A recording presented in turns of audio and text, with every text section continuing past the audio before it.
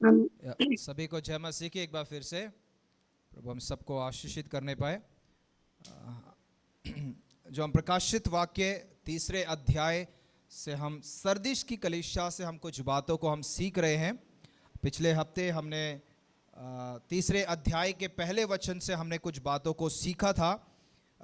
मैं चाहता हूं कि कोई एक जन हमें फिर से पहले वचन, दूसरा वचन और तीसरा वचन, इन तीन वचनों को पढ़ने में हमारी अगुवाई करे। कोई भी।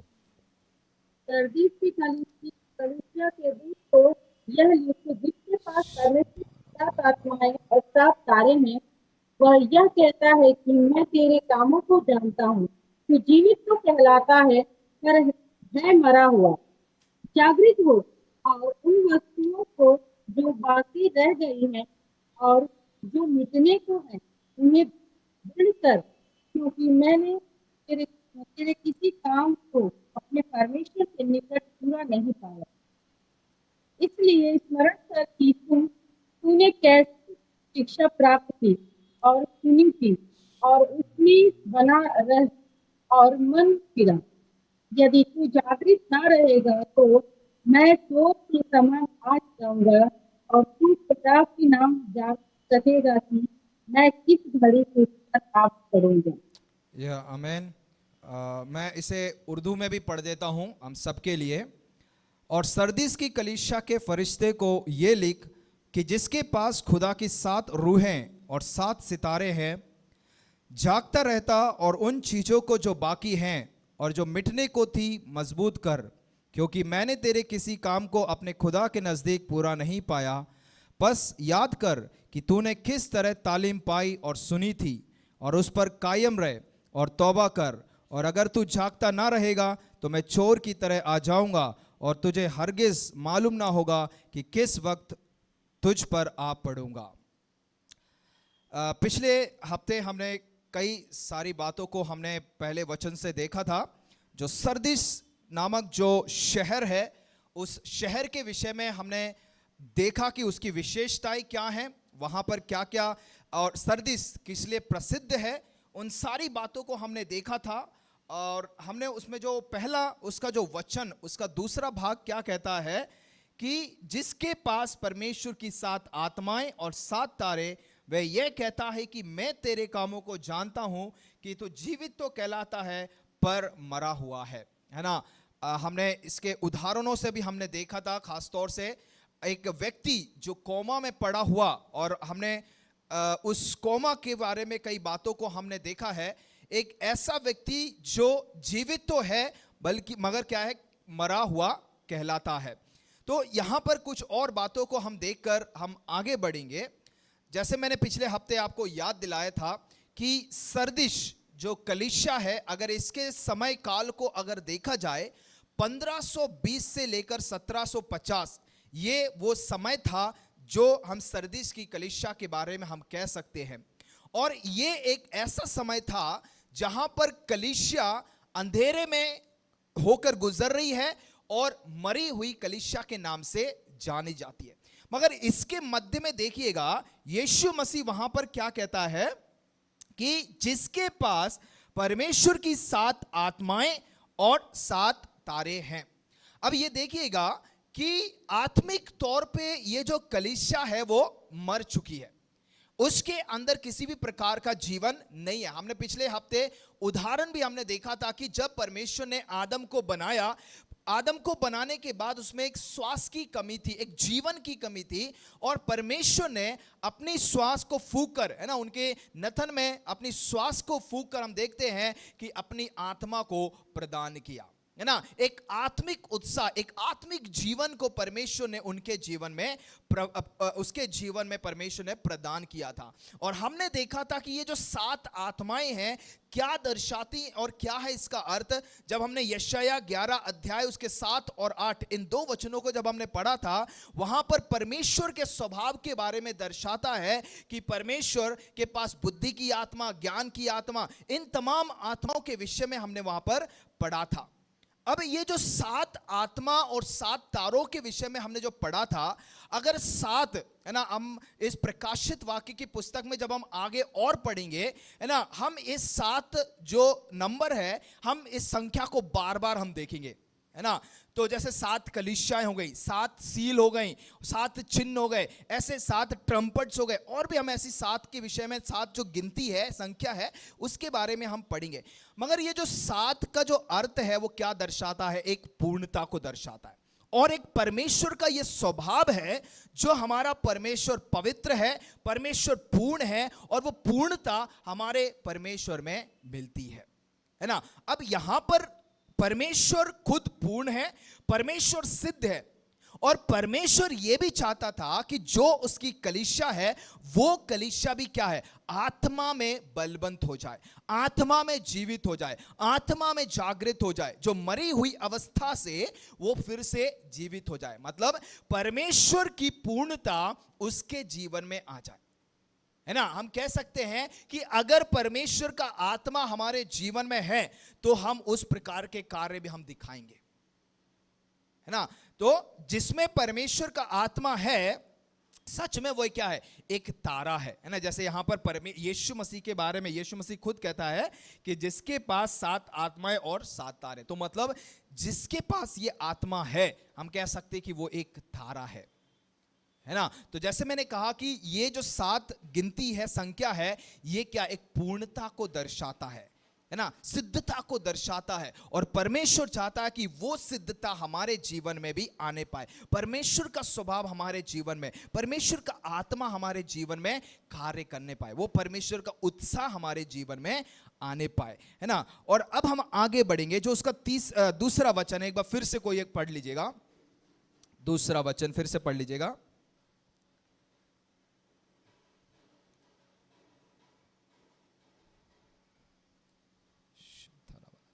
पढ़िएगा, ऑनलाइन पढ़ेंगे तो ज़्यादा बेहतर रहेगा, क्योंकि हमारे चर्च में माइक नहीं है, तो यहाँ पढ़ने से आवाज़ नहीं आएगी सबके पास। जागृत हो और उन वस्तुओं को जो बाकी रह गई हैं और जो मिटने को हैं, उन्हें दृढ़ कर, क्योंकि मैंने तेरे किसी काम को अपने पास। ओके, अब यहां पर कह रहा है कि जागृत हो और उन वस्तुओं को जो बाकी रह गई हैं और जो मिटने को हैं, उन्हें दृढ़ कर, क्योंकि मैंने तेरे किसी काम को अपने परमेश्वर के निकट पूरा नहीं पाया है। अब यहां पर देखिएगा, जो यीशु मसीह है, इस सरदीस की कलीसिया से क्या कह रहा है? कि वह जाग जाए और मरने से पहले जो कुछ बचा है उसे मजबूत कर, है ना।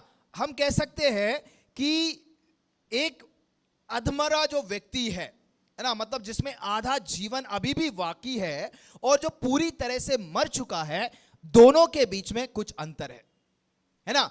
अब जिसके पास थोड़ा बहुत बचा हुआ जीवन है ना, इस कलीसिया के संदर्भ को देखिएगा कि परमेश्वर यीशु मसीह क्या कहना चाहता है कि वह जाग जाए और मरने से पहले, मतलब पूरा जीवन खत्म होने से पहले जो कुछ बचा हुआ है उसमें क्या हो जा? फिर से मजबूत हो जा, है ना। अब देखिएगा, सरदीस कलीसिया के ऐतिहासिक संदर्भ में ये जो बात यहां पर लिखी गई है, यीशु मसीह जो यहां पर कह रहा है, ऐतिहासिक जीवन में बहुत मायने रखती है ना। अभी हम इतिहास में हम एक कहानी को मैं यहां पर आपको बताऊंगा कि ये कैसे ये जो यीशु मसीह यहां पर इस कलीसिया को कह रहा है, ये कैसे सरदीस की कलीसिया के लिए ऐतिहासिक संदर्भ में ये मायने रखता है ना। अब यहां पर देखिएगा, सरदीस के विषय में मैंने पिछले दिनों में आपको बताया था कि ये एक ऐसा शहर, ये एक ऐसा नगर था जिसके चारों तरफ बड़ी बड़ी इमारतें थी, बड़े बड़े पहाड़ों से घिरा हुआ एक शहर था, है ना। और उसके ऊपर चढ़कर उसके अंदर जाना और उसको कब्जा करना, कह सकते हैं ना, जैसे हम मुहावरा कहते हैं ना कि असंभव है, इम्पॉसिबल है ना, वो मुहावरा इस सरदीस के किले को कब्जा करने के लिए हम वहां पर लगा सकते हैं। मगर देखिएगा कि पिछली 3 शताब्दियों में क्या होता है, 3 बार सरदीस जो कलीसिया है, सरदीस कलीसिया नहीं, मगर जो सरदीस वासी हैं, आत्मसंतुष्ट हो गए थे, है ना। जो कॉम्प्लिसेंसी, इंग्लिश में हम कहते हैं कॉम्प्लिसेंसी, उनके जीवन में आ गई थी। एक आत्मसंतुष्टता उनके जीवन में आ गई थी कि हमारे पास क्या है, एक दृढ़गढ़ है, हमें कोई हरा नहीं सकता, हम पर कोई कब्जा नहीं कर सकता। तो इस वजह से क्या हुआ, आत्मसंतुष्ट हो गए, और उस आत्मसंतुष्टता में क्या हो गया, आलसी हो गए थे, खुद को सुरक्षित महसूस करने लगे थे, और इसलिए क्या हुआ, वे सुस्त पड़ गए, है ना। मैं फिर से दोहरा देता हूं कि जो सरदिस वासी है ना, आत्मसंतुष्ट हो गए थे पिछली 3 शताब्दियों में, और उस आत्मसंतुष्टि के वजह से उनके जीवन में आलस आ गया, खुद को सुरक्षित महसूस करने लगे, और इसलिए वे सुस्त हो गए ना। उन्हें लगने लगा कि अब उन्हें कोई हरा नहीं सकता, उन्हें कोई कब्जा उनके ऊपर नहीं कर सकता। अब यहां पर हम देखते हैं कि ये जो कलीसिया है, या ये जो सरदिस कलीसिया के विषय में जो यीशु मसीह क्या कह रहा है कि एक मरी हुई कलीसिया है, और उस मरी हुई कलीसिया को क्या कहना चाहता है कि जाग या होश में आने के लिए यीशु मसीह कहता है। अब इस सरदिस नामक जो जगह है, शहर है, यहां पर साइरस नामक एक राजा या अधिकारी को हम कह सकते हैं, जिसने इसके ऊपर चढ़ाई की, है ना। सबसे पहले बार, है ना, अलेक्जेंडर द जो ग्रेट था, उसने भी इस शहर के ऊपर कब्जा करने की कोशिश की, साइरस ने इसके ऊपर कब्जा करने की कोशिश की, और कहते हैं कि ये जो शहर है सरदिस, ये पहाड़ों से, टीले पर मिट्टी की सख्त भूमि से बना हुआ एक शहर था, और कहते हैं कि जो इस पर चढ़ नहीं पाया है, मतलब जिसको इसका रास्ता, जाने का रास्ता अगर नहीं पता है, वो इसके ऊपर कभी भी चढ़ नहीं सकता, है ना। तो हम देखते हैं कि जब कभी भी दुश्मन लोग इसके ऊपर कब्जा करने के लिए आए हैं, वो नाकामयाब हो गए। मतलब जब दुश्मनों ने देखा कि नीचे से ही देखकर वो चले गए, क्योंकि हार मान गए कि कौन इसके ऊपर चढ़ेगा, कौन सा रास्ता है, और उन्हें क्या लगता था कि जो सरदिस वासी हैं या सरदिस की जो सेना है, वो भी जागरूक होकर कहीं ना कहीं छुपी होगी और वो हमें हरा देगी। मगर एक समय आया जहां पर साइरस, जैसे मैंने कहा कि ये साइरस राजा है, इसने 14 दिन तक इस शहर के चारों तरफ घेरा बना के रखा कि, और वो सोच रहा है कि इसके ऊपर कैसे चढ़ना है। और उस 14 दिनों के अंतराल में क्या हुआ, एक सरदिस वासी का जो सैनिक था, उसने गलती कर बैठा। अब क्या है वो गलती, हम देखते हैं। जैसे मैंने कहा कि शहर के चारों ओर खड़ी चट्टानों की दीवारों पर चढ़ने का कोई भी रास्ता नहीं था। तो ये जो साइरस ने एक चुनौती दी अपने सैनिकों को, ये कहकर कि जो कोई भी इस सरदिस के गढ़ पर चढ़कर या कोई भी जो रास्ता निकालेगा कि हम इसके ऊपर कैसे चढ़ना है, उसे बड़ा इनाम दिया जाएगा। तो सैनिक सब ताक में लग गए, और उनमें से एक सैनिक करीब जाकर बड़ी निगरानी से, बड़ी है ना, कह सकते हैं कि बड़े ध्यान से देख रहा है कि कहीं ना कहीं कुछ ना कुछ गलती होगी। तो वैसे मैंने कहा कि एक सैनिक ने, मतलब जो सरदिस वासी का जो सैनिक था, उसने क्या गलती कर दी कि उसका जो सर का टोपी था, वो टोपी पहाड़ से नीचे गिर गया। मतलब वो पहाड़ से लुढ़कते लुढ़कते नीचे आ गया, और ये ऊपर जो सैनिक है सरदिस वासी, अब अपने हेलमेट को लेने के लिए या टोप को लेने के लिए नीचे आया। और अब देखिएगा, इसे नहीं पता कि उसका दुश्मन ताक में लगा हुआ है, उसका दुश्मन देख रहा है कि इस शहर पर चढ़ने के लिए या उस गढ़ के ऊपर चढ़ने के लिए कोई रास्ता है नहीं। मगर इस सरदिस वासी के सैनिक को यह पता नहीं है कि कोई उसे देख रहा है। आया, टोपा लेकर चला गया, और ये जो दुश्मनों का सैनिक, मतलब जो साइरस का जो सैनिक था, वो चुपचाप से रास्ता को ढूंढते ढूंढते, मतलब ढूंढते नहीं, अब तो उसे पता चल गया कि रास्ता कौन सा है। तो अपने कुछ सैनिकों को लेकर चुपचाप से पीछे पीछे गया, और वहां जाकर क्या देखता है कि सारे सरदिस के जो सैनिक हैं बड़े आराम से सो रहे हैं, कोई भी जागृत नहीं है। उन्होंने हमला किया, उनके ऊपर चढ़ाव किया और उन्हें हरा दिया, और सरदिस को अपने कब्जे में कर लिया, है ना। तो सरदिस के सैनिक अपने शहर की प्राकृतिक सुरक्षा में इतने अस्वस्थ थे कि उन्होंने सतर्क निगरानी रखने की कोई आवश्यकता नहीं समझी, है ना। उन्हें क्या लगने लगा कि हम सुरक्षित हैं, हम पर कोई हमला नहीं कर सकता, हम पर कोई चढ़ा नहीं कर सकता, है ना। तो आवश्यकता क्या थी, इसलिए शहर को आसानी से जीत लिया गया। क्यों? क्योंकि वो अस्वस्थ हो गए। मजे की बात देखिएगा, लगभग 200 साल बाद भी यही हुआ जब एंटियोकस ने उस अति आत्मविश्वास शहर पर हमला किया और उसे जीत लिया। तो 3 बार, जैसे मैंने शुरुआत में बताया, ये 1 बार या 2 बार नहीं, 3 बार उनके जीवनों में हुआ जहां पर उन्होंने, है ना, अपने जीवन में वो कॉम्प्लिसेंसी दिखाई, आत्मसंतुष्टि दिखाई। उन्होंने लगा कि हम सुरक्षित हैं। तो देखिएगा, आसानी से मिलने वाले पैसे और टीले नैतिक माहौल के संयोजन ने सरदेश के लोगों को क्या कर दिया था, बहम, नरम और सुख सुविधा पसंद करने वाला बना दिया था। सरदेश की सबसे बड़ी विशेषता यह थी कि जो बुत प्रस्त जो लोग थे, उनके होठों पर भी सरदेश का नाम घृणा के पात्र पर आने लगा।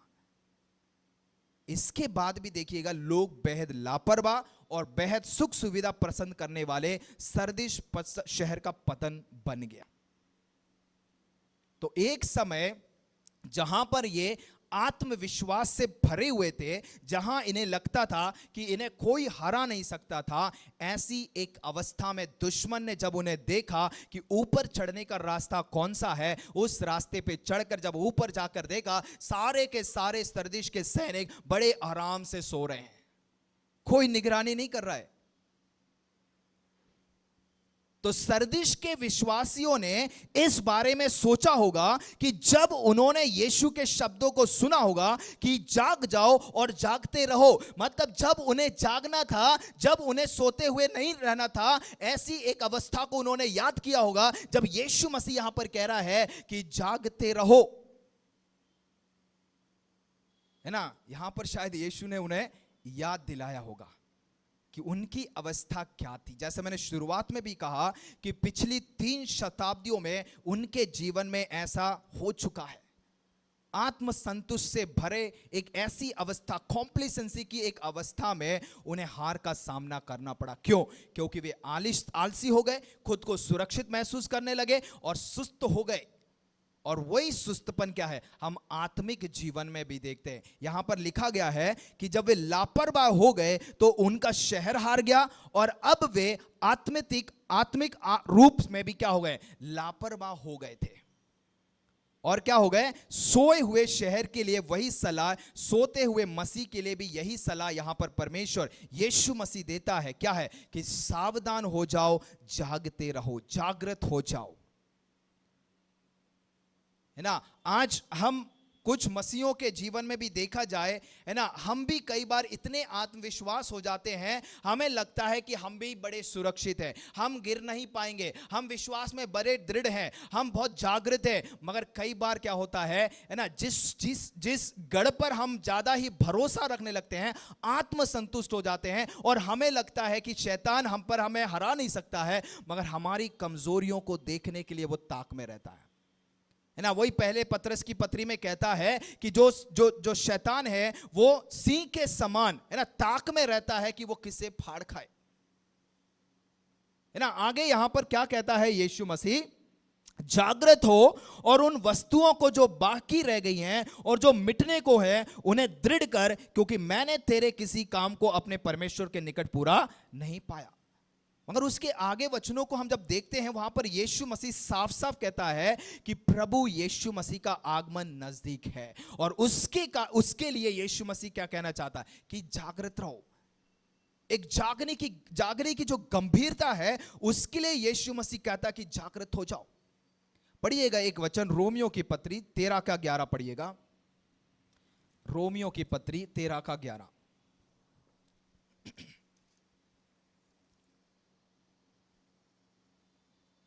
समय को पहचान कर ऐसा ही करो, इसलिए कि अब तुम्हारे लिए नींद से जाग उठने की घड़ी आ पहुंची है, क्योंकि जिस समय हमने विश्वास किया था उस समय के विचार से अब हमारा उद्धार निकट है। आमीन। या कहता है उस समय को पहचान कर ऐसा ही करो, इसलिए कि अब तुम्हारे लिए नींद से जाग उठने की घड़ी आ पहुंची है।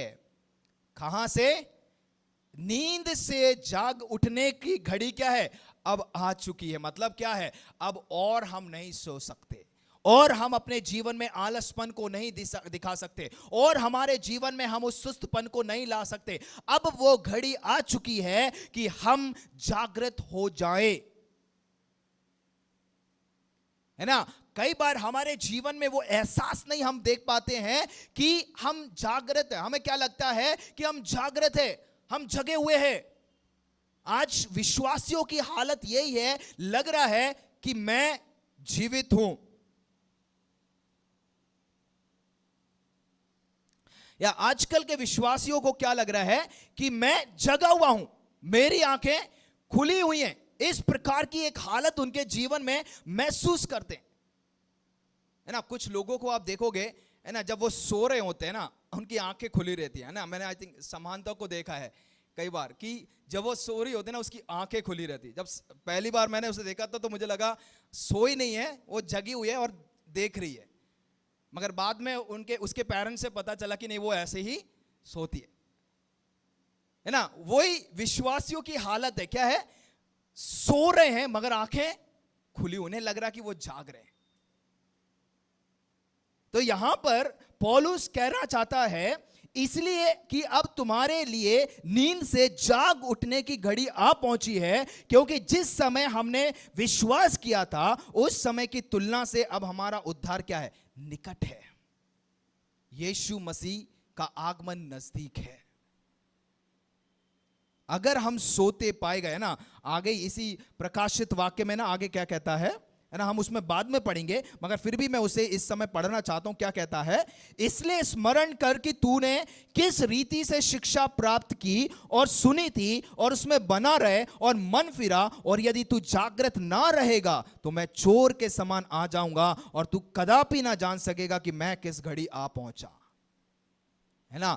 तो अगर हमें जानना है कि यीशु मसीह किस घड़ी आ रहा है, तो ये हमारे लिए घड़ी है कि हम जागृत हो जाएं। पढ़िएगा एक और वचन, पहली कुरिन्थियों की पत्री 16 का 13। First Corinthians chapter 16 verse 13। पहला कुरिन्थियों 16 का 13 पढ़िएगा। जागते रहो, विश्वास में स्थिर रहो, पुरुषार्थ करो, बलवंत हो। यहां कहता है जागृत रहो, विश्वास में स्थिर रहो, पुरुषार्थ करो, बलवंत हो, और जो कुछ करते हो प्रेम से करो ना। तो चार बातों को यहां पर प्रेरित पौलुस कहना चाहता है कि जागते रहो, विश्वास में स्थिर रहो, पुरुषार्थ करो और बलवंत करो। क्यों? क्योंकि हमें नहीं पता हमारा दुश्मन कब आएगा, है ना। दुश्मन, जैसे मैंने कहा कि वो उस सिंह के समान है, फाड़ खाने वाले सिंह के समान ताक में है कि वो कब किसे फाड़ खाए, है ना। तो शैतान क्या है? मौका देख रहा है। जैसे हमने वहां पर देखा, है ना, वो उदाहरण जो सरदिस के सैनिक लोग सब क्या हैं? आराम से सो रहे हैं, और जब उनमें से एक सैनिक का जब टोपा नीचे गिरा जा रहा है, उसे पता नहीं है कि दुश्मन उसके ऊपर निगरानी रख रहा है, उसे कोई एहसास नहीं है। आज के विश्वासी, कुछ विश्वासी भी ऐसे ही है ना। हमें क्या लगता है कि हम बड़े सावधान हैं, बड़े सावधानी से चल रहे हैं, मगर हमें याद रखना है कि हमारे ऊपर किसी की निगरानी है। शैतान ताक में है कि हम कब सो जाएं और वो आकर हमारे खेत में उन जंगली बीजों को बो के चला जाए, है ना। एक ने ध्यान दिया और उस एक व्यक्ति के ध्यान देने से क्या हो गया? सरदिश के ऊपर उन्होंने कब्जा कर लिया, है ना। इसलिए यीशु मसीह भी अपने चेलों से कहता है, मत्ती 26 के 41 में जब हम पढ़ते हैं, मैथ्यू 26:41 में, जहां पर यीशु मसीह क्या कहता है कि जागते रहो और प्रार्थना करते रहो, है ना। प्रार्थना करने का अर्थ ये नहीं कि एक दो गीत गा लिए, है ना, उसमें हालेलुया चिल्लाया, बहुत काफी हो गया, हमने प्रार्थना कर लिया। मगर प्रभु के साथ संपर्क में रहना, प्रभु के साथ संगति में रहना, प्रभु की इच्छाओं पर चलना। और जब हमारे जीवन में इस प्रकार का परमेश्वर का संपर्क है तो हमें क्या है, परमेश्वर शैतान की युक्तियों पर हम पर प्रकट करता है। पहले से ही हमें सूचना मिल जाती है कि दुश्मन हम पर चढ़ाव करने वाला है, पहले से ही मालूम चल जाता है कि आगे क्या होने वाला है। कब? जब हम प्रभु यीशु मसीह के उस संपर्क में, उस संगति में, उस इच्छा में, उस आज्ञाकारिता में हम रहते हैं।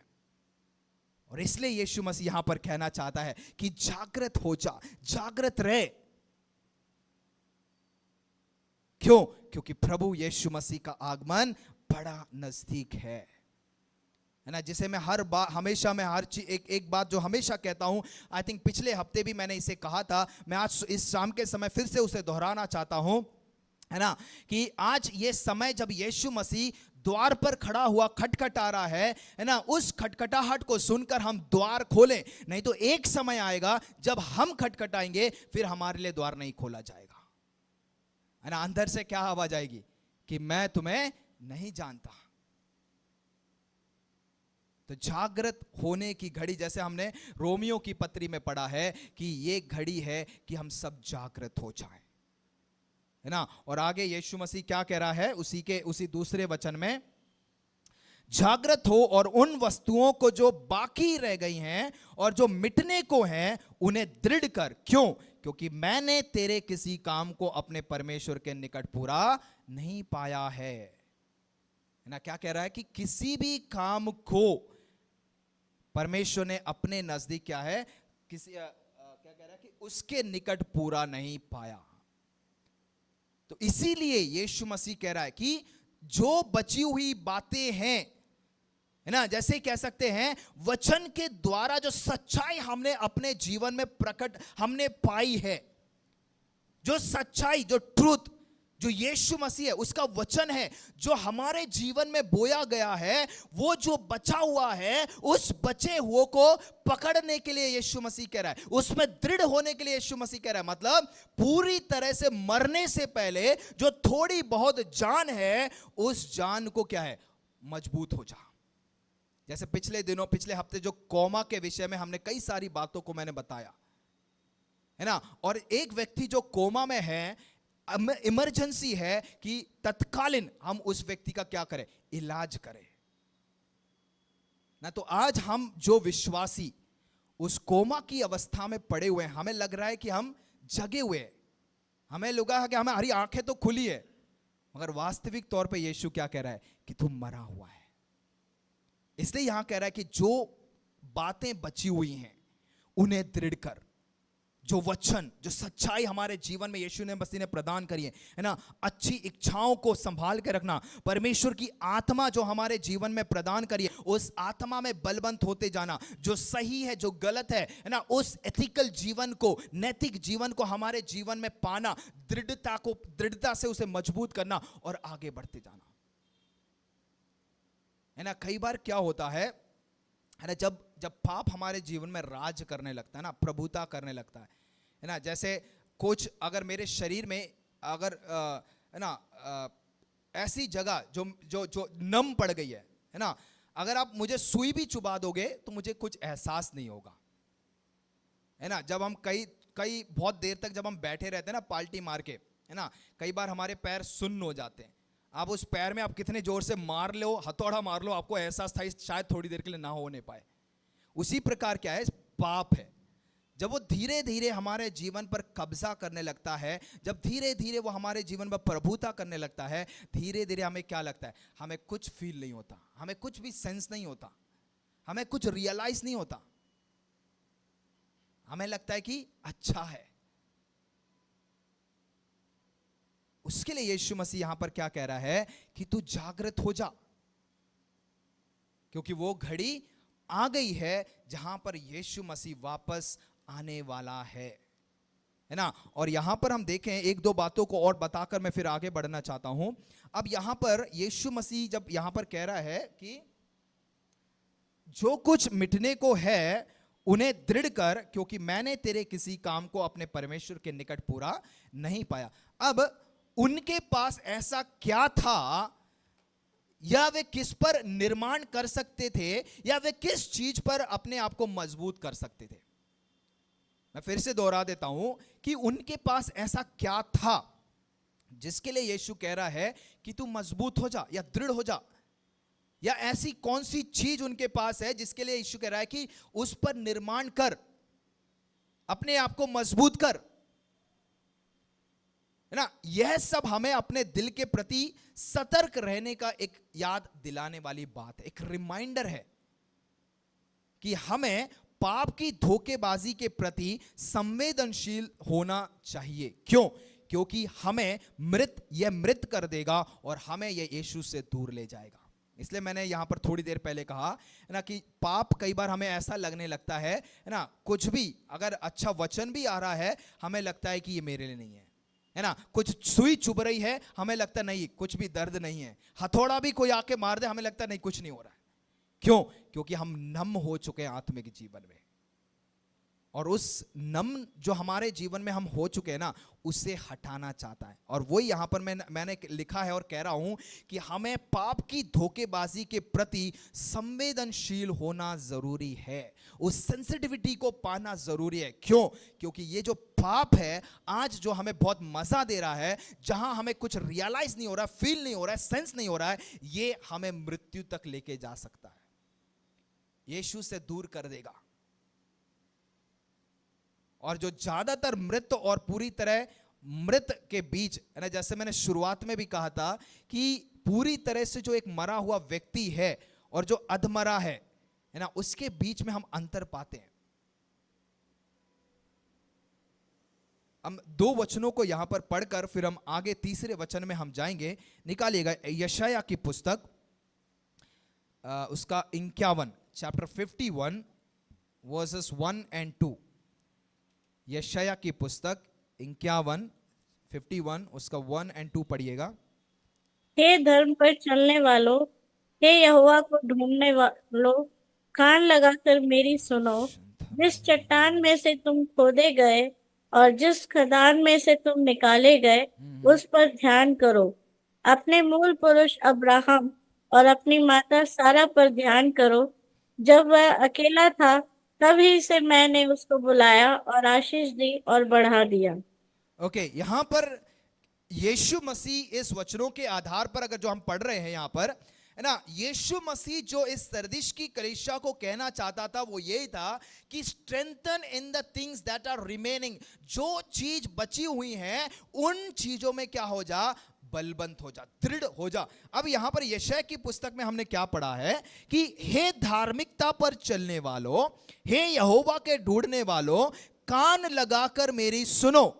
जिस चट्टान में से तुम खोदे गए और जिस खदान में से तुम निकाले गए, उस पर ध्यान करो। है ना, हमारी चट्टान कौन है? इसलिए मैंने शुरुआत में बताया है ना, जो सच्चाई हमारे जीवन में, जो सत्यता का वचन जो हमारे जीवन में हमने पाया है, जो उद्धार का मार्ग हमने प्राप्त किया है, उसमें बने रहने के लिए यीशु हमसे कहता है। हमारी चट्टान, हमारा यीशु, हमारा दृढ़गर, हमारा सब कुछ जो यीशु मसीह को हमने पाया है, उसमें बने रहने के लिए हमसे आह्वान करता है। पढ़िएगा एक और वचन, इब्रानियों की पत्री 12 अध्याय, हिब्रूज चैप्टर 12 वर्सेस 12 एंड 13। इब्रानियों की पत्री 12वां अध्याय उसका 12 और 13 पढ़िएगा। इसलिए ढीले हाथों और निर्बल घुटनों को सीधे करो और अपने पांवों के लिए सीधे मार्ग बनाओ, कि लंगड़ा भटक ना जाए पर भला चंगा हो जाए। या कहता है इसलिए, अब ऊपर के वचन को 11वें वचन को भी मैं पढ़ देता हूं, और वर्तमान से हर प्रकार की ताड़ना आनंद की नहीं पर शौक की बात दिखाई पड़ती है, तो भी जो उसे सहते सहते पक्के हो गए हैं, बाद में उन्हें चैन के साथ धार्मिकता का प्रतिफल मिलता है। इसीलिए ढीले हाथों और निर्मल घुटनों को सीधे करो, है ना। किसको कहता है ना। कुछ लोगों को जब है ना हम डांटते हैं, मतलब एक आत्मिक पिता के तौर पर, एक आत्मिकता में जब हम उन्हें समझाते हैं, है ना, डिसिप्लिन करते हैं, कई लोगों को क्या है, वो शुरुआत में उन्हें ताड़ना लगती है, उन्हें बुरा लगता है। मगर आगे क्या कहता है, तो भी जो उसको सहते सहते पक्के हो जाते हैं, मतलब जो उसे पॉजिटिव वे में लेकर, कि अगर पास्टर जी या मेरा आत्मिक पिता या मेरी आत्मिक माता अगर मुझे कुछ या समझा रहा या कह रहा है, या मुझे मोबाइल में ज्यादा समय बिताने के लिए नहीं कह रहा है, या इस बात के लिए नहीं कह रहा कि मैं उसमें जाऊं, तो उसके पीछे भी क्या है, हमारे सुधार के लिए, हमारी बेहतर के लिए है। शायद आज हमें क्या है, बुरा लगेगा, अरे मुझे ही क्यों पास्टर जी।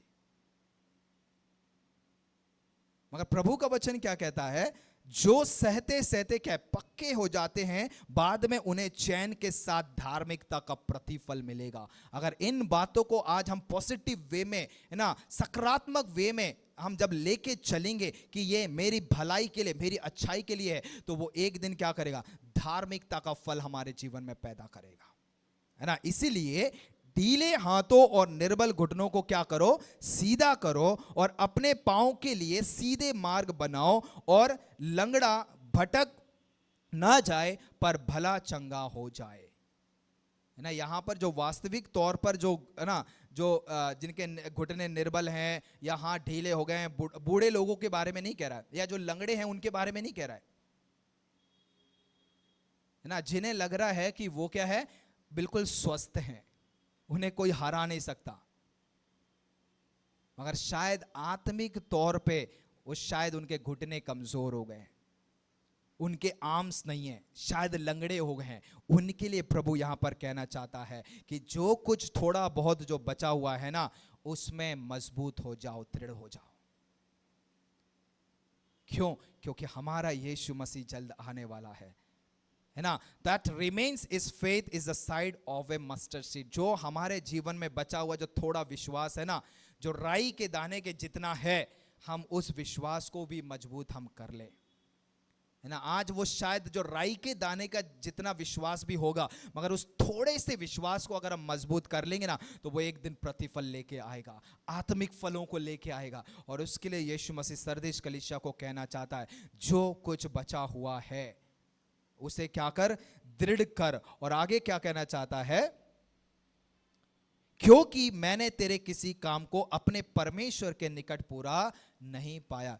ऊपरी वचन को जब आप देखते हैं ना, वो यीशु मसीह क्या कहता है कि मैं तेरे कामों को जानता हूं, है ना। और उस कामों के बारे में पिछले हफ्ते हमने पढ़ा है, मैं उसमें नहीं जाना चाहता, मगर आज यहां पर यीशु मसीह दूसरे वचन में क्या कहता है कि मैंने तेरे किसी काम को परमेश्वर के निकट पूरा नहीं। मतलब क्या है, हर चीज में हम आधे अधूरे हैं।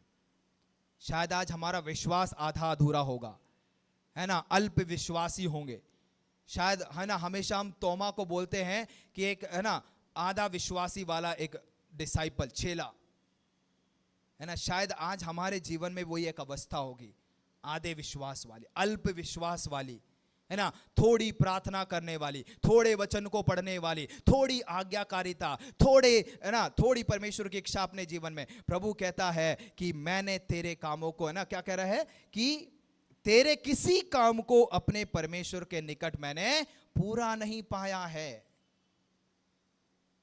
आधा अधूरा काम हमारे जीवन में हम ना करें। परमेश्वर चाहता है कि हम उसके सामने हमारा सिद्ध जीवन को हम जीने पाएं, पूर्णता को पाने पाएं। वही मैंने शुरुआत में, आज की बाइबल स्टडी के शुरुआत में मैंने बताया, है ना, जब यीशु मसीह अपने बारे में कहता है 7 आत्माएं और 7 तारे, और जो 7 जो संख्या है वो पूर्णता को दिखाता है, वो सिद्धता को दिखाता है। और यीशु मसीह आज हमारे जीवन में भी चाहता है कि हम उस सिद्धता में बढ़ते जाएं, पूर्णता में बढ़ते जाएं, मैच्योरिटी में बढ़ते जाएं। हम उन विश्वासियों के समान ना हो, कई सालों से हम विश्वासी तो हैं, मगर आज भी हम उस दूध पीने वाली अवस्था में पड़े हुए हैं। नहीं, आज ये एक समय है जहां पर हमें कठोर खाना खाने का समय है, मगर हमारा जीवन क्या है, हम सिर्फ उस दूध पीने वाली अवस्था में। पास्टर जी दूध पिला दो, पास्टर जी दूध दे दो, पास्टर जी हमें बस ऐसा है, पास्टर जी वैसा है। आज हमें दृढ़ होने की जरूरत है, मजबूत होने की जरूरत है हमें, है ना। पौलुस जब इब्रानियों की पत्री को लिखने वाला, और पौलुस कुरिन्थियों की पत्री में भी जब लिखता है ना, वो डांटते हुए उन्हें कहता है कि आज तुम्हारी अवस्था क्या है। आज हमारी हम जो अपने आप को विश्वासी कहते हैं, आज हमारी अवस्था भी क्या है, आज हमारा स्तर कहां है, हमारी प्रार्थना का स्तर कहां है, हमारे वचनों को पढ़ने का स्तर कहां है, हमारे विश्वास करने का स्तर क्या है, हमारे जो मसीह में हम कार्य कर रहे हैं उनका स्तर कहां है। क्या हम पूर्णता में बढ़ रहे हैं या सिर्फ हम आधे अधूरे कामों में ही पड़े हुए हैं। हम सोच रहे हैं कि हम आंखें तो खुली हुई हैं, हम जागे हुए हैं, मगर यीशु मसीह वास्तविक तौर पे क्या देख रहा है, हम सोए हुए हैं। अगर एक ऐसी अवस्था में आज हम पड़े हैं तो हम जाग जाएं, जागृत हो जाएं। आगे बढ़ेंगे, हम तीसरा वचन पढ़ेंगे। पढ़िएगा तीसरा वचन। इसलिए स्मरण कर कि तूने कैसी शिक्षा प्राप्त की और सुनी थी, और उसमें बना रहे और मन फिरा। यदि तू जागृत ना रहेगा तो मैं चोर के समान आ जाऊंगा, और तू कदापि ना जान सकेगा कि मैं किस घड़ी तुझ पर आ पड़ूंगा। अब यहां पर हम देखते हैं कि हमें हमेशा एक बात यहां पर याद रखना है यीशु मसीह के बारे में, कि परमेश्वर ने हमारे पापों के लिए अपने बेटे को हमारे लिए दे दिया, है ना। आज यीशु मसीह हमसे इतना प्यार करता है कि वह उस पुराने खुरदरे क्रूस पर क्या है, पीड़ा सहने और मरने के लिए भी तैयार हो गया था।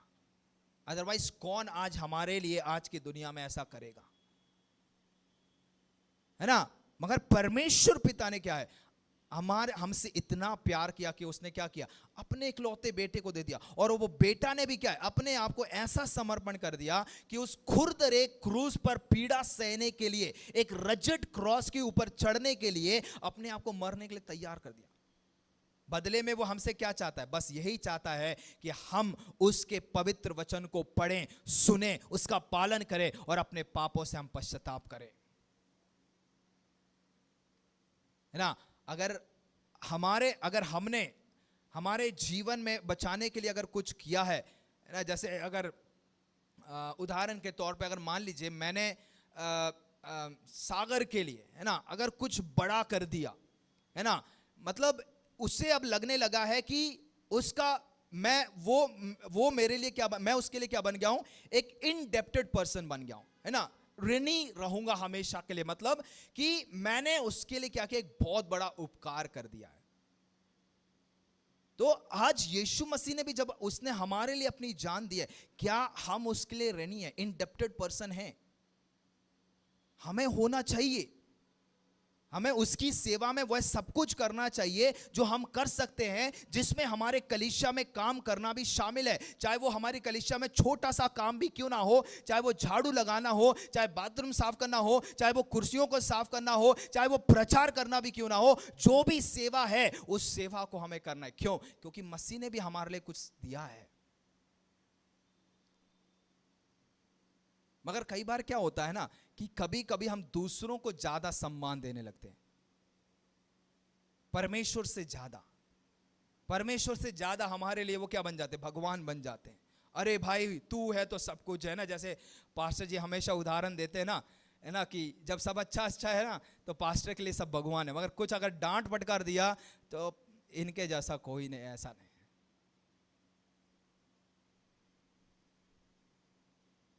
ना। तो मैं ये नहीं कह रहा हूं कि हमें सम्मान नहीं देना है, मगर परमेश्वर हमारे जीवन में पहला स्थान होना है ना। और जब यहां पर कहा जा रहा है ना कि दूसरों से सम्मान, मतलब हम कह सकते हैं उसको दूसरे अर्थ में अगर देखें ना, परमेश्वर के वचन में भी एक जगह लिखा गया है कि अपने से बढ़कर दूसरों का क्या आदर करना है, सम्मान करना है। मतलब दूसरों को अपने से बड़ा समझना। हम कितनी भी डिग्रियां को प्राप्त किए हुए व्यक्ति क्यों ना हो, है ना, कितने बड़े हम पास्टर भी क्यों ना हो, कितने बड़े है ना कह सकते हैं डॉक्टर रेवरेंट क्यों ना हो, कितने बड़े भी कलीसिया के पास्टर क्यों ना हो, मगर हमें दूसरों का भी सम्मान करना हमें सीखना है ना। हम आएंगे इस वचन पर।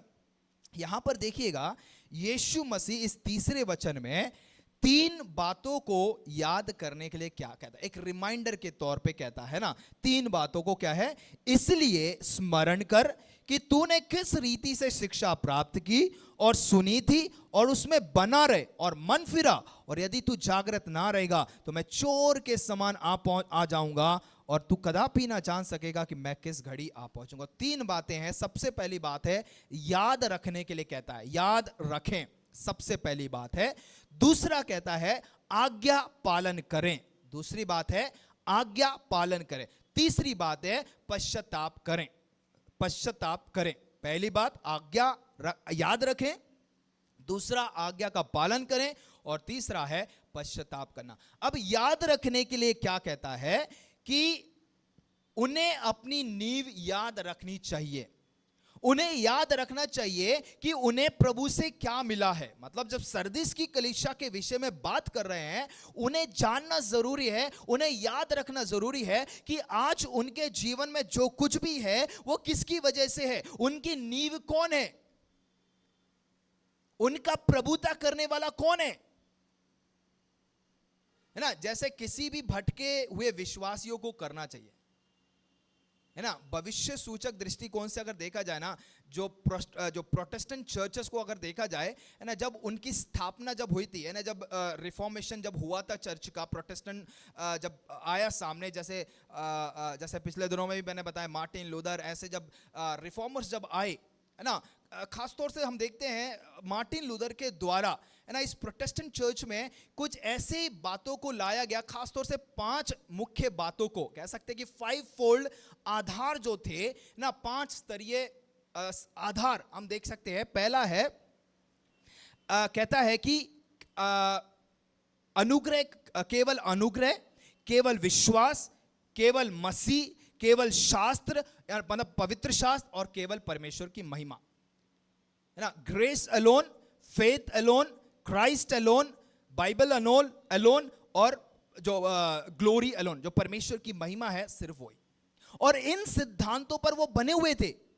अब इनमें से प्रत्येक बाइबल से हैं और इसे याद रखना चाहिए, ग्रहण करना चाहिए, और फिर से हमें आनंदित होना चाहिए कि अनुग्रह केवल हमें कहां से, यीशु मसीह के द्वारा मिलता है। विश्वास केवल कहां से, यीशु मसीह के द्वारा। हमारा मसीह केवल हमारा प्रभुता करने वाला, हमें संभालने वाला, हमारा उद्धार करता है। और पवित्र शास्त्र ही केवल है जो हमें सही रास्ता को दिखलाने वाला, और हमारे जीवन में जो कुछ भी है वो हम केवल हमारे परमेश्वर की महिमा के लिए करते हैं।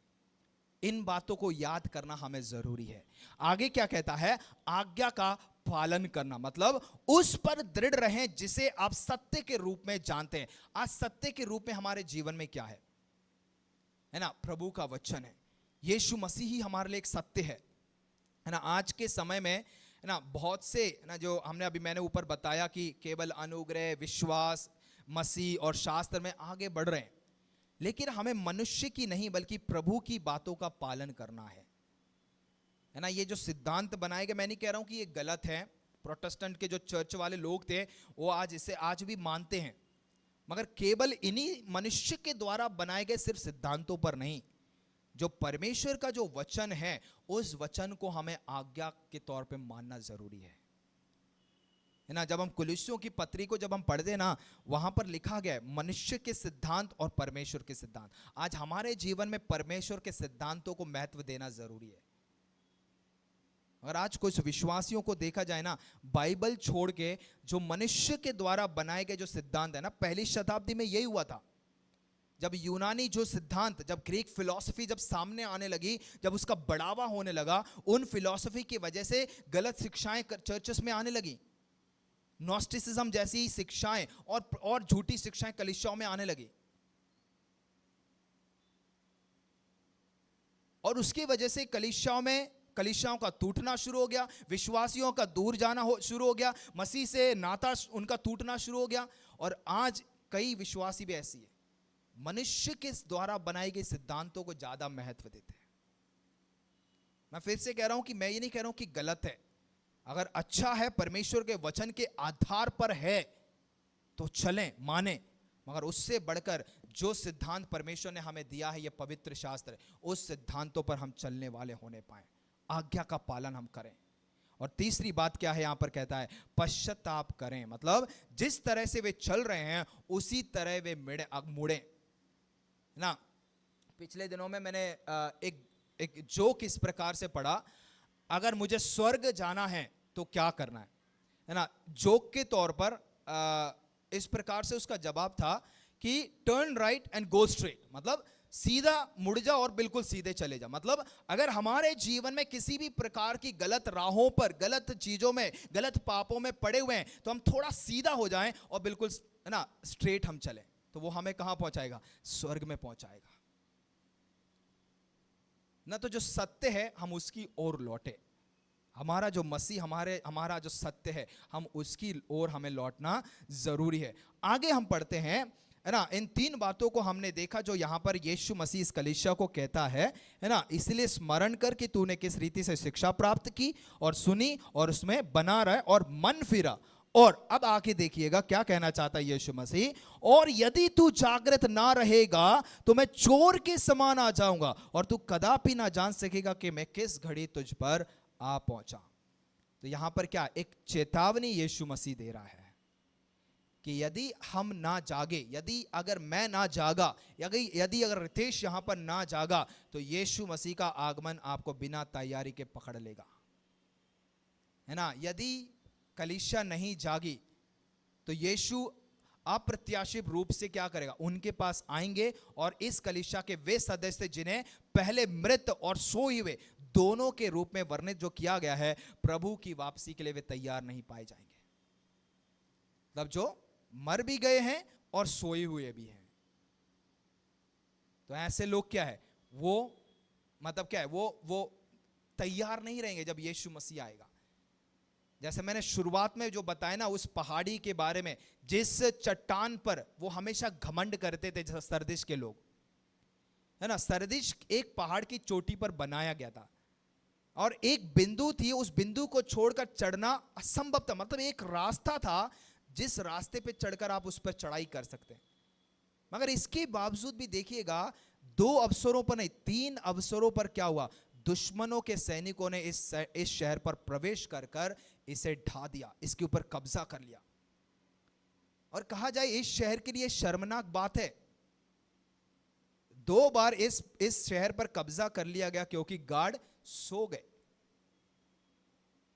है ना। जब आप एहेजकेल की पुस्तक में जब आप पढ़ेंगे ना, हमें वॉचमैन कहा गया, वहां पर क्या कहा गया है, वॉचमैन, जो रात में ड्यूटी करता है ना, जो चिल्लाते रहता है ना, जागते रहो चिल्लाता है ना, वो उस वॉचमैन के तौर पे हमें कहा गया है कि हम जागते रहें, जागृत रहें, है ना। जब खास तौर से जब आप समुद्र के किनारे जब आप जाएंगे ना, लाइट हाउसेस को आप देखेंगे, और वो लाइट हाउस किस लिए है, देखने के लिए कि दुश्मन किसी रास्ते से आ तो नहीं रहा है, उन्हें उनके ऊपर अटैक करने के लिए, है ना। वो लाइट हाउस के समान हमारा जीवन होना चाहिए, उस वॉचमैन के जीवन हमारा होना चाहिए, हमेशा जागृत। अब इस सरदिस की कलीसिया को यीशु मसीह क्या कहता है, तुम सोते मत जाओ, जागो और सावधान रहो, वह किसी भी क्षण आ सकता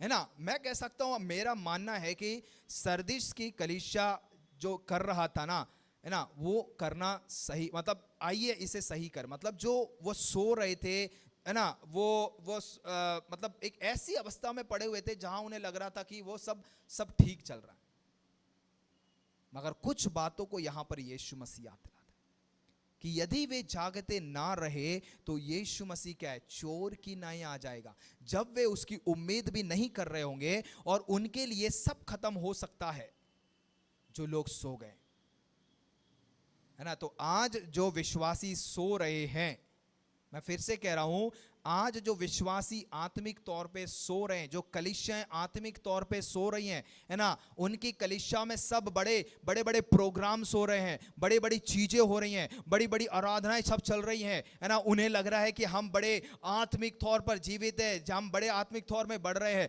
मगर वास्तविक तौर पर यीशु अंदर क्या देख रहा है, मरे पड़े हुए हो। और ऐसे विश्वासियों के लिए यीशु क्या कह रहा है, उनके लिए मैं चोर के समान आने वाला हूं।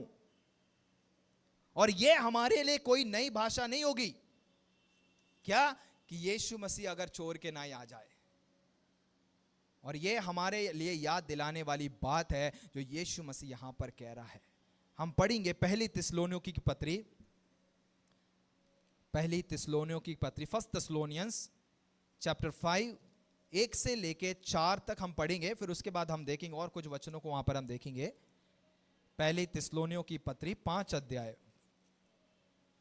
पर हे भाइयों, हाँ इसका प्रयोजन नहीं कि समयों और कालों के विषय में तुम्हारे पास कुछ लिखा जाए, क्योंकि तुम आप ठीक जानते हो कि जैसा रात को चोर आता है, वैसा ही प्रभु का दिन आने वाला है। जब लोग कहते होंगे कुशल है और कुछ भय नहीं, तो उन पर एकाएक विनाश आ पड़ेगा, जिस प्रकार गर्भवती पर पीड़ा, और वे किसी रीति से न बचेंगे। पर हे भाइयों, तुम तो अंधकार में नहीं हो कि वह दिन तुम पर चोर के समान आ पड़े, क्योंकि तुम सब ज्योति की संतान और दिन की संतान हो। हम न रात के हैं न अंधकार के हैं। या बस यहां पर हम देखते हैं प्रभु का दिन अविश्वासियों के लिए चोर के समान आ रहा है ना। इस सरदिस की कलीसिया के प्रेजेंट जो हम वचन पढ़ रहे हैं उनकी अवस्था को, और इस वचन में हम पढ़ते हैं ना कि पूर्ण आगमन के लिए तैयार रहना। अब क्या कह रहा है कि हे भाइयों, इसका प्रयोजन नहीं कि समयों और कालों के विषय में तुम्हारे पास कुछ लिखा जाए। मतलब जो समय ना, कई बार पुराने समय में क्या हुआ होता था कि समयों को देखकर, मतलब जब आसमान लाल हो गया है या सुबह जब वो नीलापन हो गया है ना, उसको देखकर क्या है वो समय को पता करते थे। और अगर बारिश हो रही है या धूप निकला है या ठंड है तो उन्हें पता चल जाता कि कौन सा काल सब आ चुका है। तो यहां पर पौलुस भी वही कहना चाहता है कि समयों और कालों के विषय में तुम्हारे पास कुछ लिखा जाए। मतलब उसके लिए नहीं कहता, क्योंकि तुम आप ठीक जानते हो कि जैसे रात को चोर आता है वैसे ही प्रभु का दिन आने वाला है। तो ये जो चोर की नाई जो यीशु मसीह आने वाला है, उनके लिए नहीं जो जागृत है। किन के लिए? जो सोए हुए हैं, है ना। अगर मुझे पता है कि चोर किस समय आने वाला है तो मैं जागृत रहूंगा और चोर नहीं आएगा। मगर मैं सो गया तो क्या चोर आता है। तो चोर किसके लिए आने वाला है ना। मैं यीशु को चोर नहीं कह रहा हूं, मगर यीशु मसीह कह रहा है कि वो चोर की नाई आ रहा है। किसके लिए? जो सोए हुए विश्वासी हैं। जब लोग कहते होंगे कि सब कुशल है ना, सरदिस के जो सैनिक थे कि सब जानते थे कि अरे सब कुशल है, हम सब बिल्कुल सुरक्षित है, हम सब बिल्कुल, है ना, बिल्कुल संतुष्ट हो चुके थे। कॉम्प्लिसेंसी उनके जीवन में आ गई थी। मगर उनकी कमजोरी को क्या है देख रहा था कोई। और यहां पर हम देखते हैं जब लोग कहते हैं कुशल है कुछ भय नहीं, तो उन पर एकाएक विनाश आ पड़ेगा, जिस प्रकार गर्भवती पर पीड़ा, और वे किसी रीति से ना बचेंगे। पर हे भाइयों, तुम जो अंधकार में नहीं हो कि वह दिन तुम पर चोर के समान आ पड़े, क्योंकि तुम सब ज्योति की संतान हो। है ना, हम सब किसकी संतान है? हम ज्योति की संतान है, हम जागृत लोग हैं, है ना। आगे जब हम इन और वचनों को जब हम पढ़ेंगे, हम उस सब में नहीं जाएंगे, मगर उसका 6 और 7 में वचन को पढ़ना चाहता हूं। कहता है, इसलिए हम औरों के समान सोते ना रहें, पर जागते और सावधान रहें। मतलब किसको कह रहा है? जो ज्योति की संतान है उनको कह रहा है कि हम उनके समान ना हो जाएं जो सो रहे हैं, है ना। और इसलिए हम औरों के समान सोते ना रहें, पर जागते और सावधान रहें, क्योंकि जो सोते हैं वे रात ही को सोते हैं, और जो मतवाले होते हैं वे रात ही को मतवाले होते हैं। पर हम जो दिन के हैं, विश्वास और प्रेम के झिलम पहनकर और उद्धार की आशा का टोप पहनकर सावधान रहें। वो यीशु मसीह इस कलीसिया को कहना चाहता है, जो बचा हुआ है, जो तुम्हारे पास थोड़ा है, उसमें दृढ़ होते जाओ, उसमें मजबूत होते जाओ। आज हमारे पास वो विश्वास है, प्रेम की झिलम है, वो उद्धार की आशा का ठोप है, और उसमें इन दिनों में हमें मजबूत होना है ना। इफिसियों की पत्री में पौलुस कहता है कि जो आत्मिक हथियार है, उन आत्मिक हथियारों को पहन लो, है ना। आज हम जब युद्ध के मैदान में है ना, हमें ऐसे नहीं रहना है कि हम दूर से देख रहे हैं कि दुश्मन नहीं आ रहा है, मगर हमेशा हमें तैयार रहना है, अलर्ट रहना है, जागृत रहना है, उस, है ना, उस लाइट हाउस के समान रहना है, जो उस वॉचमैन के समान रहना है, जो बिल्कुल नजर टिका के लगा देख रहा है कि शैतान कब आ जाए। कोई आ तो नहीं रहा है, कोई हमें दुश्मन अटैक करने तो नहीं आ रहा है, उसके समान इन दोनों में प्रभु चाहता है कि हम आत्मिक तौर में जागृत हो जाएं, हम जाग जाएं। अगर आज हम प्रार्थना जीवन में सो रहे हैं, वचन के जीवन में अगर हम सो रहे हैं, आराधना के जीवन में अगर हम सो रहे हैं, कलीसियाओं के कार्यों में अगर हम सो रहे हैं, अगर हम चीजों और भी आत्मिक उन्नति में हमें बढ़ाने वाली चीजों में अगर हम सो रहे हैं, तो हमें जागने की जरूरत है। भले ही हम बाहरी तौर पर हम अपीयरेंस में बड़े अच्छे दिखते होंगे, अच्छे आराधक दिखते होंगे, अच्छे पास्टरमान दिखते होंगे, अच्छे है ना पैसे वाले दिखते होंगे, मगर अंदर प्रभु हमारे जीवन को जांचने वाला प्रभु है कि हमारे कलीसिया की आत्मिकता कहां है। आज हम सब कहां हैं? पढ़िएगा, एक और वचन हम पढ़ेंगे, मत्ती 24 अध्याय में आएंगे, मैथ्यू चैप्टर 24, उसको पढ़कर हम फिर यहां पर समाप्त करेंगे। मत्ती 24 अध्याय, मैथ्यू चैप्टर 24 42 से पढ़िएगा, वर्स 42 से 44 तक पढ़िएगा। इसलिए जागते रहो, क्योंकि तुम नहीं जानते कि तुम्हारा प्रभु किस दिन आएगा। परंतु यह जान लो कि यदि घर का स्वामी जानता होता कि चोर किस पहर आएगा, तो जागता रहता और अपने घर में सेंध लगने ना देता। इसलिए तुम भी तैयार रहो, क्योंकि जिस घड़ी के विषय में तुम सोचते भी नहीं हो, उसी घड़ी मनुष्य का पुत्र आ जाएगा। ओके और हम जब 45 वचन से 51, 45 से जब 51 तक भी पढ़ेंगे, वहां पर भी विश्वास योग्य दास और दुष्ट दास के बारे में वर्णन किया गया है ना। तो इन दोनों वचनों को हम पढ़कर, मैं ज्यादा विवरण नहीं करूंगा, हम सब जानते हैं, मगर एक दो बातों को बताकर हम यहां पर प्रार्थना के साथ हम समाप्त करेंगे, है ना। क्या कहता है वर्स 42 में? इसलिए जागते रहो, क्योंकि तुम नहीं जानते कि तुम्हारा प्रभु किस दिन आएगा।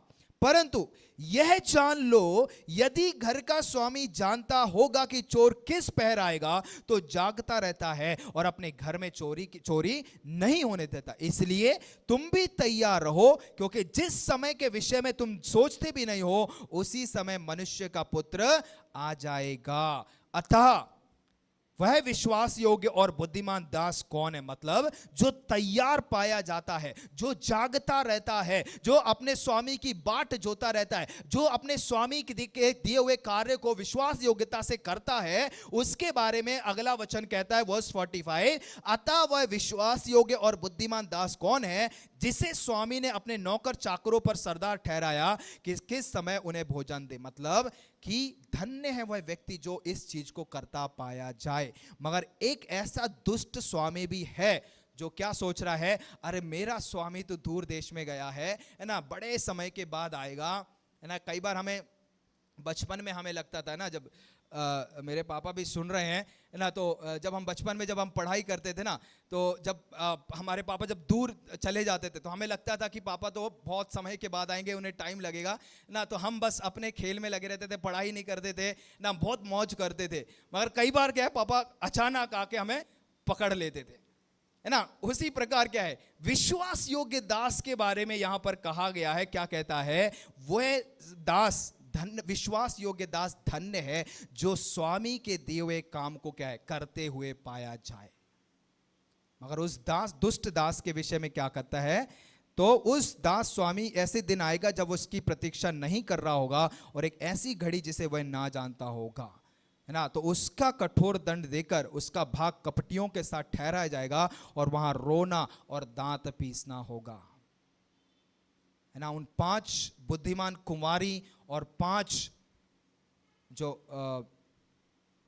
मंदबुद्धि जो कुमारियों के बारे में हम देखते हैं, है ना। जो बुद्धिमान थी, तैयार थी, उनके साथ तेल बत्ती सब कुछ था, है ना। जब आधी रात में जब शोर मचने लगा, जब आधी रात में जब बैंड बाजे बजने लगे, है ना, अपने आप को तैयार करके वो दूल्हे के साथ अंदर चले गए। आज हमें उस प्रकार से तैयार करने की जरूरत है।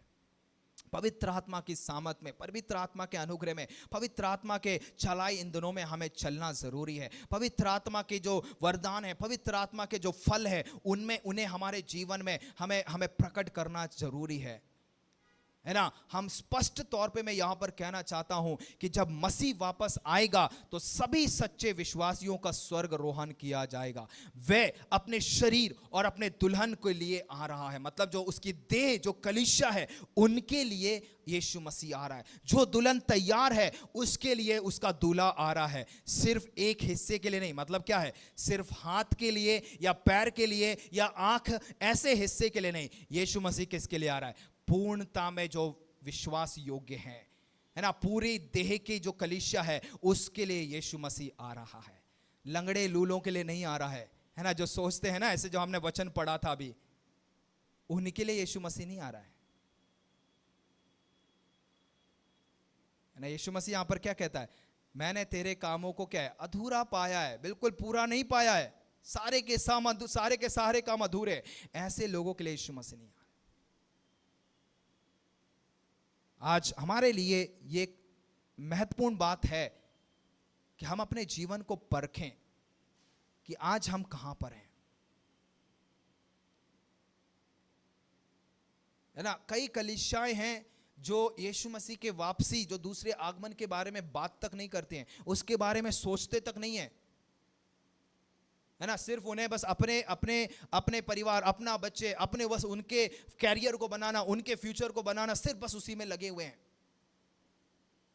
जो शाश्वत, जो इटर्नल बातें हैं उनके ऊपर ज्यादा उन्हें ध्यान नहीं देना।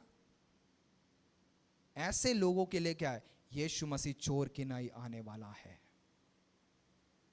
अगर आज हम सोते हुए पाए गए ना, हमें नहीं पता कि हमारा यीशु मसीह कब आ जाएगा, हमारा दूल्हा कब आ जाएगा, हमें नहीं पता। अगर आज हम सोई हुई अवस्था में हैं, यीशु मसीह यहां पर कहता है कि हम जागृत हो जाएं। मैं उस वचन को पढ़कर हम यहां पर प्रार्थना के साथ हम समाप्त करेंगे। जागृत हो और उन वस्तुओं को जो बाकी रह गई हैं और जो मिटने को हैं उन्हें दृढ़ कर, क्योंकि मैंने तेरे किसी काम को अपने परमेश्वर के निकट पूरा नहीं पाया।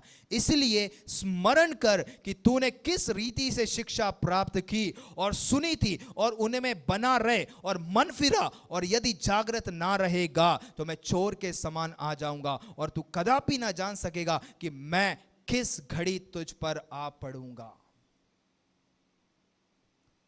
है ना, जो पहला जो रैप्चर होने वाला कलीसिया का ना, हम उसके भागी हो जाएं।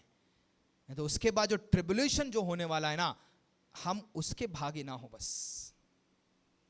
कि अदरवाइज जो आज हम थोड़ी पीड़ना सह रहे ना, उससे भी 10-100 गुना पीड़ना फिर हम सहेंगे उस ट्रिब्युलेशन में, और उससे भी बढ़कर नरक में जाना है। मैं यहां पर किसी पर मैं न्याय नहीं कर रहा हूं, मैं अपने आप को भी कह रहा हूं कि अगर हम सोते हुए पाए गए, अगर मैं सोता हुआ पाया गया, तो मेरा यीशु मसीह चोर की नाई आकर, है ना, अपने दुल्हन को लेके चला जाएगा। अपने सोना, जो उसका ना बहुमूल्य सोना है, उसकी कलीसिया है, दुल्हन है, उसको लेके चला जाएगा और मुझे पता तक नहीं चलेगा। एक मसीह मूवी है, blink of the eye, blink of an eye, मतलब पलक झपकते ही पता भी नहीं चलेगा। आप साथ में चल रहे हैं किसी के, है ना, पलक झपकते ही वो गायब, आप वहीं हैं, है ना। इसलिए कहा कि 2 लोग अगर खेत में काम कर रहे हैं, एक उठा लिया जाएगा और एक छोड़ दिया जाएगा। जो सोता हुआ पाया जाएगा वो वहीं छोड़ दिया जाएगा। आइए हम अपनी आंखों को बंद करेंगे, हम प्रार्थना में जाएंगे। हालेलुया। ओ रबा शंथरा बाला रबा हौडरा बाबा शखे रबला रबा। क्या आज हम उस बुद्धिमान खुमारियों के समान हम जीवन बिता रहे हैं? क्या हम उस विश्वास योग्य दास के समान जीवन बिता रहे हैं जो अपने स्वामी के दिए हुए कार्य को वो करते हुए पाए जाए?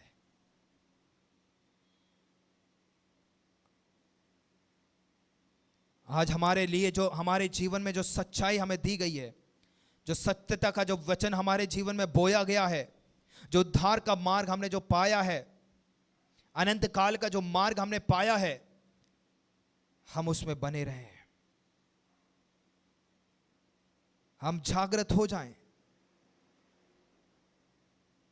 हम सो रहे हैं मगर आंखों को खुले हुए रखे और हमें लग रहा है कि नहीं, मैं तो जगा हुआ हूं।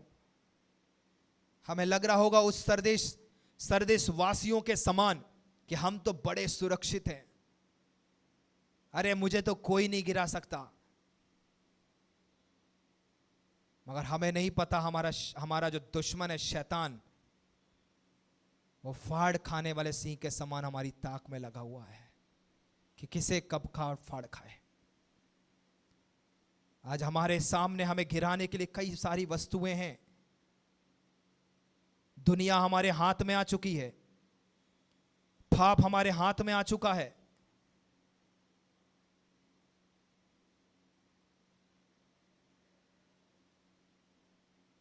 शंबारा बाला रबा रिखा रबाउडरा बाबा।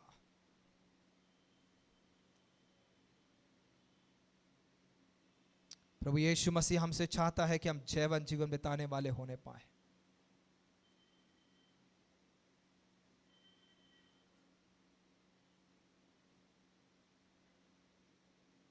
आज शायद जो सकरा मार्ग हमें दिया गया, उस सकरे मार्ग से भटक कर शायद हम चौड़े मार्ग में चल रहे होंगे।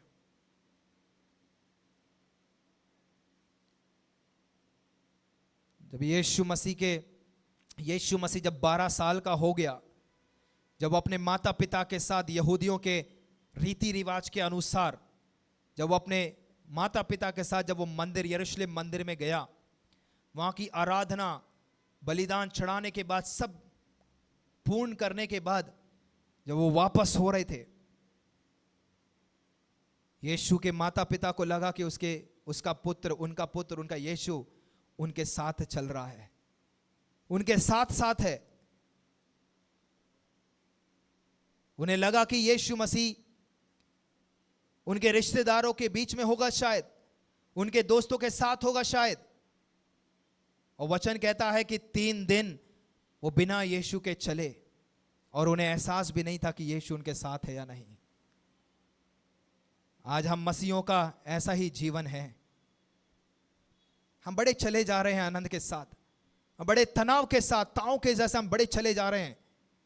अरे यीशु मेरे साथ है, मैं सुरक्षित हूं, हमारा तो ऊंचा गढ़ है, हमें कोई हरा नहीं सकता, अरे मुझे कोई गिरा नहीं सकता। मगर आज हमें परखने की जरूरत है कि हम कितने दूध में धुले हुए हैं, कितने हम पानी में खड़े हैं कि नहीं। शथा रबाला रबा उड़ा रबाला रबा शखा रबा। आज प्रभु हमारे बिल्कुल अंदरूनी जीवन को देख रहा है। ऐसा एक अंदरूनी जीवन जो शायद आपका पति नहीं देख पा रहा होगा, शायद आपकी पत्नी नहीं देख पा रही होगी, शायद आपके माता पिता नहीं देख पा रहे होंगे, शायद आपके बच्चे नहीं देख पा रहे होंगे, शायद आपके कलीसिया के पास्टर नहीं देख पा रहे होंगे। मगर आज परमेश्वर उन चीजों को बिल्कुल अंदरूनी उस गहराई में उतर के देख रहा है। बाहर से आपको लग रहा है कि मैं इतने सालों से विश्वासी हूं, अरे मैं तो यीशु का नाम लेती हूं, अरे मैं तो घंटों घंटों घुटनों पे बैठ के प्रार्थना कर रही हूं। मगर क्या आपका जीवन यीशु मसीह के तहत है या नहीं?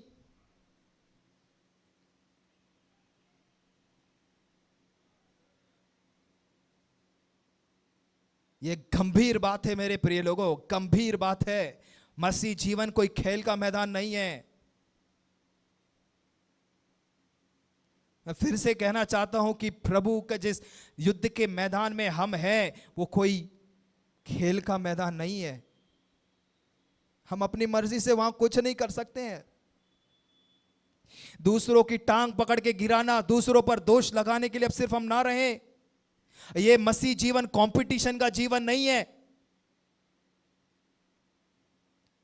मसीह जीवन साथ चलने वाला एक जीवन है, एकता का एक जीवन है, एक मन होकर चलने का जीवन है, मसीह के मन के अनुसार चलने वाला एक जीवन है, प्रभु की इच्छा के अनुसार चलने वाला एक जीवन है, आज्ञाकारिता में चलने वाला एक जीवन है। जो सकरा मार्ग हमें दिया है, उस सकरे मार्ग पर चलने वाला एक जीवन है।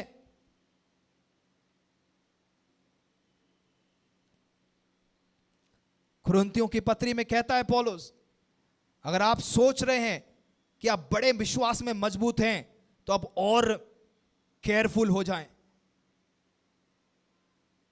हालेलुया। पवित्र आत्मा यहां पे कुछ लोगों से बात कर रहा है, कुछ लोगों से बात कर रहा है। हालेलुया। शरबला रिखा रबा उड़रा बबला दी रबा।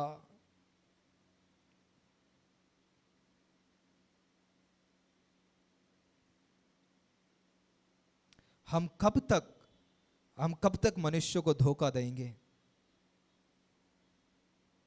इस दुनिया में हम सबको धोखा दे सकते हैं, मगर हम प्रभु के साथ नहीं खेल सकते। प्रभु की आत्मा के साथ हम नहीं खेल सकते। अनन्यास और सफीरा ने सोचा कि वो प्रभु के साथ भी खेल सकते हैं, प्रभु के साथ भी झूठ बोल सकते हैं, प्रभु के साथ भी मजाक कर सकते हैं, मगर पवित्र आत्मा सब कुछ जानता है। हालेलुया। आज इंसान को, आज मैं शायद पतरस को, आज शायद मैं यूहन्ना को झूठ बोल सकता हूं, छिपा सकता हूं, मगर एक पवित्र आत्मा है जो आज हम सबको देख रहा है। हम जागृत हो जाएं, जागृत हो जाएं। प्रार्थनाओं में, वचनों में, आत्मिक तौर में हमने जो भी पाया है, हम उसमें और बलवंत होते जाएं। हम सिर्फ उसमें काफी ना रह जाएं, हम सिर्फ उसमें संतुष्ट ना हो जाएं, और भी दृढ़ हो जाएं, मजबूत होते जाएं, कि शैतान हमारी कमजोरियों को भी ना जान पाए। अगर हमारा टोप भी अगर नीचे गिर जाए, अगर हम उस रास्ते भी अगर हम जा रहे हैं, शैतान उस मार्ग को भी ना जान सके। हम और बलवंत हो जाएं। शावा रखा रीमाना दारा बाहाउडा राजा रबाला रबा शंदर बला रबा।